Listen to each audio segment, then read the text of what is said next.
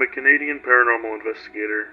Here's a retelling of the most terrifying case in my career. 2006, Calgary, Alberta. My crew and I had received a phone call from an Edmonton resident from the west side of the city complaining about a bizarre amount of screaming that can be heard in her neighborhood. She said there was an old condemned hospital where she lived. She then went on about how people say it's just crackheads and homeless people screaming, but it all seemed a little off. She asked us if we could do some research on the Charles Camsell Hospital. Little came up. Abandoned in 1996 due to asbestos. The movie White Coats was filmed there in 2004. So I thought to myself, if there's a movie that was shot there 2 years ago, it's probably not that bad. But then I started to Google the place, and dozens of stories started popping up. This began to gain my interest as I started learning more and more about its dark past. The hospital had a sterilization section that looked like it was straight out of 28 Weeks Later. I then consulted the team and we decided to take a look at the place. 2006, Edmonton, Alberta. After painful negotiations, the property owner at the time agreed that he would give us 2 hours to explore floors 2 and 3 of the hospital. Apparently the basements had been flooded, so there really were our only option.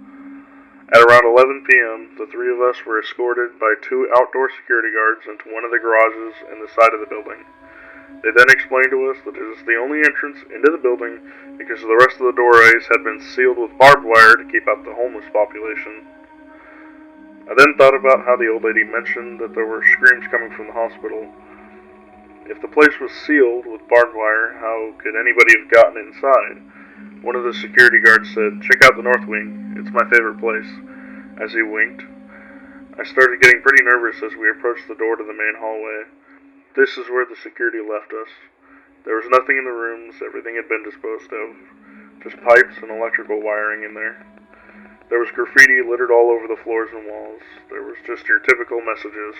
666, I'm gonna murder you, leave us alone. Just your typical abandoned place nonsense. Our crew decided to stick together the entire time since we didn't know the area very well. Floor 2. As I walked up the staircase, I felt chills run down my back for no apparent reason. The place wasn't really that scary.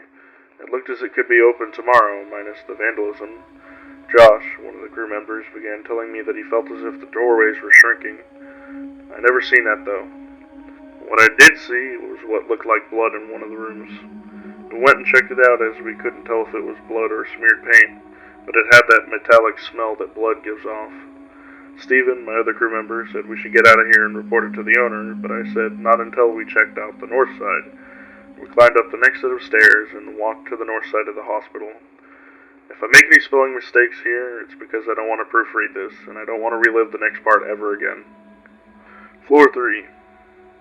Floor 3 is where we began to hear the cries of infants and women. As we got closer to the north wing, it seemed like screaming, louder and louder and louder. My crew wanted to leave, but I was so curious about what lies in the north wing. When we came to its doors, we decided that we were going to have a safe word, and if anyone said the safe word, we would all run back to the north wing doorway to quote-unquote safety. Our safe word was monkey piss. We all took a deep breath and began to explore. It seemed just like another floor, except for the occasional scream or cry of an infant. I came across a sign on the doorway that made me chill to the bone. This was in fact the maternity ward. We all heard a voice crying for help. Being really fucking careless, we decided to follow the voice. We were led into a massive foyer. I thought I saw a pile of bodies in the middle, but as I got closer, I could make out that they were in fact mannequins, all with bleeding eyes. I then thought at this point it was some stupid joke the security guards pulled on us, and we all began to laugh. Then we heard a loud, high-pitched voice scream, "Who the hell are you laughing at?" Then, out of nowhere, the pile of mannequins caught on fire, which turned into a massive inferno. Steven screamed, "Monkey piss, motherfucking monkey piss," and we booked it to the north wing entrance. When we all meet up, we vaulted it out of the hospital as fast as we could. Once we got out of the hospital, we continued to run into the field facing the hospital. We then collapsed and watched the fire engulf the 3rd and 4th floors. It wasn't long until the firefighters were on scene. They couldn't enter the building because of all the barbed wire, so it was a difficult fire to fight. You could hear the screams of women and children coming from the places it burnt. Voices soon after turned demonic. One of the firefighters even asked the owner if there was anyone inside. When the owner found us in the field, he began to freak out. We explained to him what happened, and he said the mannequins were on the 5th floor last time he checked.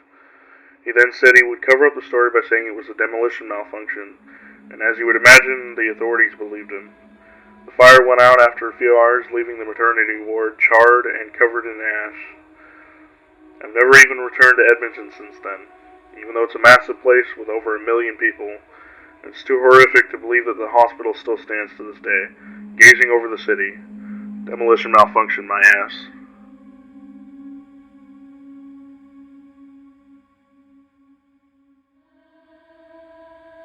Some backstory. I live in a small oceanside town, small enough to not be classified as a city. The town's main residents are well-off old folks, or people who only live in the town for the holidays at their vacation homes. This town is honestly extremely safe. Everyone is in bed by 7 p.m. most days, which benefits me because I like to walk the streets at midnight and I haven't seen a single soul, not once. To set a bit more of a mood, this is nearing the end of year summer season in Australia. At this point in time, I'm in high school, but I'm home alone most days. On the night in question, I offhandedly decided to leave my window open while I slept. This decision led to me hearing the disturbing sound of a woman sobbing close by. Close enough, in fact, to damn near make out the exact direction it was coming from.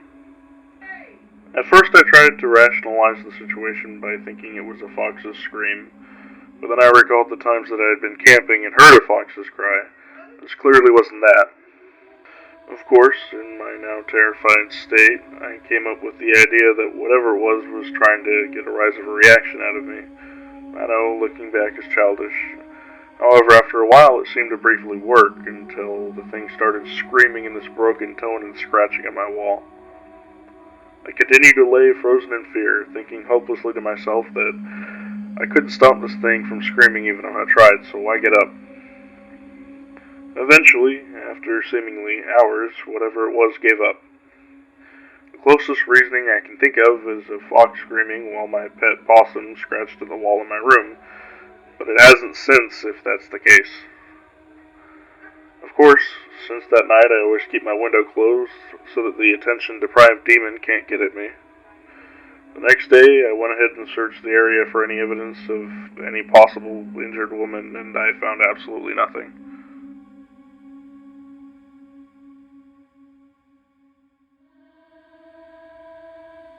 I moved into my own apartment about 2 months ago.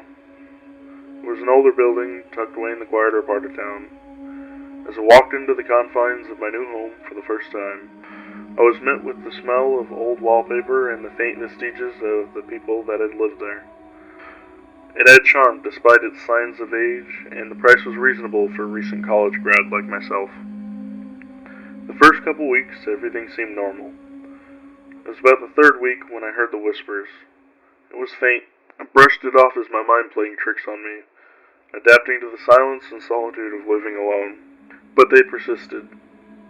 The hushed whispers, too low to distinguish any distinct words, but loud enough to notice, began to grow louder and louder over time. They seemed to echo around the room, always out of reach, but always there. One night, after hearing what sounded like murmurs just behind me, I snapped. I yelled, demanding whatever entity stop messing with me and show themselves. Expressing my frustration and terror, the whispers ceased momentarily. My heart was pounding in my chest when abruptly a chilling sensation coursed through me as a clearly articulated whisper echoed in my ear. You're not alone. Fear wrapped itself around my heart, squeezing my chest tightly. I slept with the lights on that night, the whispers contrasting eerily against the otherwise silence of my apartment, my heart pounding to its rhythm.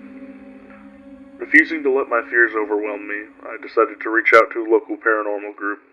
The team arrived with their specialized equipment, hoping to catch these elusive whispers. As evening fell, the whispers returned, this time seemingly agitated. The investigators' equipment started going haywire, recording anomalous readings fruitlessly as they couldn't catch the whispers. It was when spiritual medium Lily arrived when things took another unsettling turn. As soon as she stepped in my apartment, she recoiled, pointing at the air and saying, "It's them." The whispers cascaded around us, growing in intensity.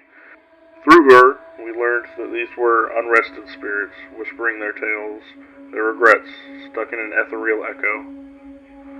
Lily performed a session to help the spirits move on, the process draining her significantly.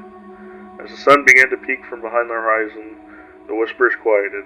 I held my breath, listening carefully. All I could hear was the normal early morning sounds of the city. No whispers, just silence. Lily left tired with a smile on her face. I thanked the team for their help, my apartment finally feeling like mine again. But as I closed the door behind them, a soft, almost imperceptible whisper echoed around me. A soft goodbye. I looked around my empty apartment, the chill of the whisper still lingering in the air, leaving me doubtful on whether the spirits had left or given a terrifying decree that I'll never be alone. I share this with you now as I sit here in the deafening silence of my apartment, the memories of chilling whispers, the only company I have in the quiet. It's a tale that haunts my dreams, a reminder that sometimes the unseen can have a voice, one that can instill fear like no other.